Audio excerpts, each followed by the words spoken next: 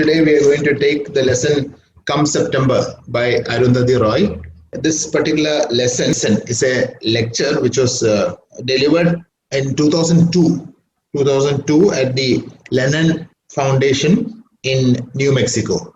And basically it is a scathing attack on corporate globalization, US foreign policy, and the so-called war on terror.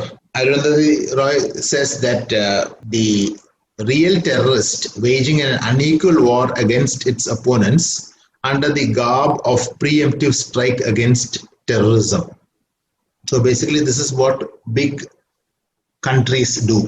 They do what we call a pre-emptive strike. അതായത് ഇത് വലിയ warning ഒന്നും ഇല്ലാണ്ട് ഒരു ചെറിയ രാജ്യത്തിനെ attack ചെയ്യുക, and thereby that country is destroyed.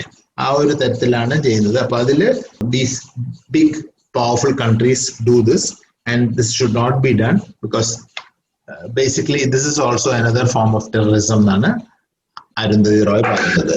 So we go to the lesson. The lesson is found on page 71.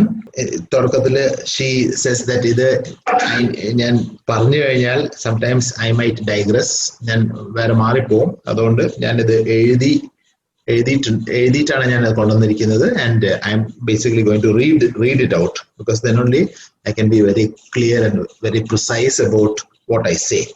And my talk today is called Come September. The first section that she says is, writers imagine that they cull stories from the world. I am beginning to believe that vanity makes them think so, that it's actually the other way around.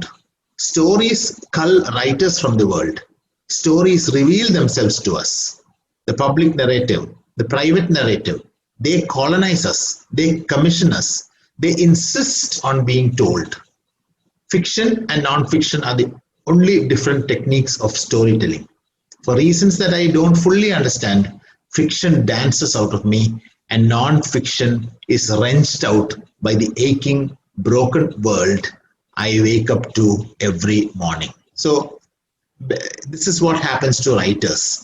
Cull the meaning out of താഴെ കൊടുത്തിട്ടുണ്ട്. So cull രണ്ട് meaning is, one is to select from a large quantity. അപ്പോൾ you can imagine കുറേ stories ഉണ്ട്, അതിൽ നിന്ന് ഒരു particular story എടുക്കുക. വേറൊരു cull എന്നുള്ള മീനിങ് ഉണ്ട്, അത് ഫോറസ്റ്റിൽ പോയിട്ട് അല്ലെങ്കിൽ USA പണ്ട് ഉണ്ടായത്. We have actually told you about all these things before, like പണ്ട് to conquer the western part of America, they built railroads. അപ്പോൾ അവിടെ കുറേ ഈ ബൈസൺസും അങ്ങനത്തെ വലിയ വലിയ വൈൽഡ് ബീസ് കുറേ ഉണ്ടായിരുന്നു. അപ്പോൾ അന്ന് used to be what you call incessant shooting. വെറുതെ ചുമ്മാ ഷൂട്ട് ചെയ്യുക എന്നിട്ട് അവരെ കൊല്ലുക. So basically this is to reduce the population of this wild animals by selective slaughter. So writers actually get lots of stories, and from these stories the writer has a choice to take out whichever story they want. And there are two types of stories that can be written. One is fiction and one is non-fiction. And ഇത് Prashant sir വളരെ നല്ലോണം explain ചെയ്തിട്ടുണ്ട്. So in this particular thing, fiction dances out of me. So fiction night, I have written plenty of novels, and one of the best novels that comes under the fiction I don't know whether you can call it, because it's more an autobiographical novel, The God of Small Things. And non-fiction is wrenched out by the aching, broken world I wake up to every morning. And every morning when I get up, I find lots of true stories. And this is what I would like to tell you about. John Berger says that never again will a single story be told as though it is the only one. There can never be a single story. There are only ways of seeing. So this is what happens in a story. In any situation, you have different perspectives. ഞാൻ കാണുന്ന പോലെ ആയിരിക്കില്ല വേറൊരാള് ഈ story കാണുന്നത്. അതുകൊണ്ട് there will be lots of different types of writing. So when I tell a story, I tell it not as an ideologue who wants to be an absolutist ideology against another, but as a storyteller who wants to share her way of seeing. So I want to tell you the story in the way that I see it. I try my best not to add lots of things into it, but ഞാൻ ഉദ്ദേശിക്കുന്ന രീതിയിൽ അല്ലെങ്കിൽ ഞാൻ കാണുന്ന രീതിയിലുള്ള സ്റ്റോറിയാണ് ഞാൻ പറയുന്നത്. Though it might appear otherwise. അപ്പോൾ അത് ചിലവർക്ക് അത് ശരിയായി എന്ന് തോന്നുന്നുണ്ടാവില്ല. My writing is not really about nations and histories. It is about power. ഞാൻ ഇത് ഹിസ്റ്ററി പറയാനല്ല ഞാൻ ഉദ്ദേശിക്കുന്നത്, അല്ല ഓരോ രാജ്യങ്ങളെ പറ്റി പറയാനല്ല ഞാൻ ഉദ്ദേശിക്കുന്നത്. എൻ്റെ കഥകളിൽ, എൻ്റെ ഈ particular speech it's basically about power. ആൾക്കാർക്ക് പവർ കിട്ടിക്കഴിഞ്ഞാൽ എത്രത്തോളം അവർ മാറും എന്നുള്ള ആ കാര്യമാണ്. About the paranoia and the ruthlessness of power, about the physics of power. അപ്പൊ ഒരാൾക്ക് അധികാരം കിട്ടിക്കഴിഞ്ഞാൽ, ഒരാൾക്ക് ഒരു when he gets a position, എത്രത്തോളം പെട്ടെന്ന് മാറുന്നു എന്നുള്ളത് ആണ് ഞാൻ ഇതിൽ പറയാൻ പോകുന്നത്. So I think we can understand this in our general context itself. ഓരോരുത്തർക്ക് ഓരോ സ്ഥാനം കിട്ടുന്നു, അല്ലെങ്കിൽ ഓരോരുത്തർക്ക് when they are elevated to a position, അതോടുകൂടെ അവർ മാറുന്നു. നമ്മൾ എൻ്റെ ചിലപ്പോൾ പറയാനുണ്ടോ അങ്ങനെ വല്ലാണ്ട് മാറിയിട്ടുണ്ട് ആ ഒരു position കിട്ടിയോടുകൂടെ. So I am going to talk to you about those things. I am going to talk to you about how ruthless people can become when they get power, about the physics of power. ഇപ്പൊ ഈ power വന്നു കഴിഞ്ഞാൽ എത്രത്തോളം അത് മാറും എന്നുള്ള കാര്യങ്ങളാണ് I am going to tell you in this lesson. Living as I do, as millions of us do, in the shadow of the nuclear holocaust, and the government of India and Pakistan keep promising their brainwashed citizenry, and in the global neighborhood of war against terror, what President Bush rather biblically calls the task that never ends. അപ്പോൾ ആ ഒരു last line നോക്കൂ, the task that never ends. President Bush പറഞ്ഞിരിക്കുന്ന വാക്കാണ് ഈ war against terror. അത് ഒരിക്കലും തീരൂല, അതിങ്ങനെ പോയിക്കൊണ്ടിരിക്കും. So we back in September 11th 2002, we know that a terrible destruction happened when the Twin Towers were bombed. അതോടുകൂടെ who did it എന്നുള്ള ഒരു ക്വസ്റ്റ്യൻ വന്നു, and it was thought to be the dreaded Osama bin Laden. And അതോടുകൂടെ America waged a war against Afghanistan, and that war ഇപ്പൊ തീർന്നു എന്ന് പറഞ്ഞാൽ technically it is over, but still do you think it is really over? It is not over. So it's like what President Bush says, the task that never ends. തീരാനൊന്നും പോകുന്നില്ല, it's still there. And why is this happening? And look at the other situations also. Living as I do, as millions of us do, in the shadow of nuclear holocaust, that the government of India and Pakistan keep promising their brainwashed citizenry. ഇന്ത്യയിലും പാകിസ്ഥാനിലും അവരവരുടെ സിറ്റിസൻസിനോട് പറയും, we have nuclear capabilities. എന്തെങ്കിലും പറ്റിക്കഴിഞ്ഞാൽ, or suppose the enemy tries to destroy us, we will easily be able to destroy them because we have nuclear weapons with us. But and you know how destructive nuclear weapons are. Especially we have seen this in Hiroshima and Nagasaki. So because of that, if something happens, we will protect our citizens. The governments of India and Pakistan, they are brainwashing their citizens. And you know what brainwashing is? You keep telling a particular point over and over and again, and finally you believe that is true. I find myself thinking a great deal about the relationship between citizens and the state.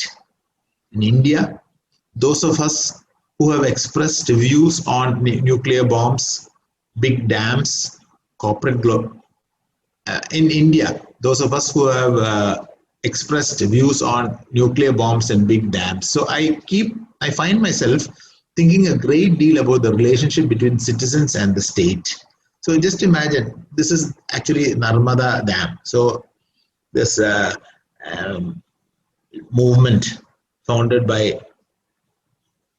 Arundhati Roy, Narmada Bajao Andolan, that movement. So basically what was happening is, when they built a dam over the Sardar Sarovar River, the dam actually inundated many tribals, or many people, many of their homes got lost. So ഒരു dam, ഒരു വെള്ളം block ചെയ്യുന്ന സമയത്ത് വെള്ളം ബാക്കിലേക്ക് കുറെ പോകുമ്പോൾ കുറെ ആൾക്കാരെ വീടുകളൊക്കെ പോകാൻ തുടങ്ങി. So there was a sort of protest, and they wanted to, the Arundhati Roy also joined the protest, and she became a figurehead for that. And this particular so it's what happens is, many people are left homeless, but then the people in power say that this is needed because you need electricity, and you need water to be captured, so that water can be given for irrigation. You see, you have two different views of the same thing. അപ്പോൾ ഇന്ത്യയിലും അങ്ങനെ തന്നെയാണ്. How does the citizen and the state react? The citizen thinks in one way, but the state thinks in another way. അങ്ങനെയാണോ? Another way, if those of us who have expressed views on nuclear bombs നെ പറ്റി ചിലർ പറയും, yes, nuclear bomb വേണം, India should be a supreme country, India should have all the firepower with them, then only others will sort of, let's say, respect India. Whereas many others will say, no, nuclear bombs now because of the massive destruction that happens due to nuclear bombs. അപ്പോൾ അങ്ങനെ രണ്ട് തരത്തിലുള്ള views ഉണ്ടാവും സിറ്റിസൻസിൽ. അത് ഏതാണ് ശരി? ഞാനിപ്പോ പറയാണ് ഇത് ന്യൂക്ലിയർ ബോംബ്സ് വേണ്ട, it can cause a lot of destruction എന്ന് പറയുകയാണെങ്കിൽ, suppose the state feels the other way, അങ്ങനെയാണെങ്കിൽ ഞാൻ ഒരു ആന്റി നാഷണൽ ആണോ എന്നുള്ള ഒരു ചോദ്യമാണ് ഇവിടെ വരാൻ പോകുന്നത്. Corporate globalization and the rising threat of communal India, fascism, of communal Hindu fascism, views that are at variance with the Indian governments are branded anti-national. അപ്പോൾ ഇന്ത്യൻ ഗവൺമെന്റിന്റെ എന്താണോ വ്യൂ, ആ വ്യൂ ആരെങ്കിലും അതിനെതിരാണെങ്കിൽ ഉടനെ അവരെ ബ്രാൻഡ് ചെയ്യുന്നത് ആന്റി നാഷണൽ. അതിലിപ്പോ corporate globalisation നേരെ തിരിച്ച. Corporate globalisation what they do is based on who is the leader or who is in charge, അവരുടെ അഡ്വർടൈസ്മെന്റ്സും അവരുടെ ടാക്ടിക്സ് ഒക്കെ മാറ്റും. എന്നിട്ട് they are generally for the state, കാരണം then only they will be able to sell well in their country.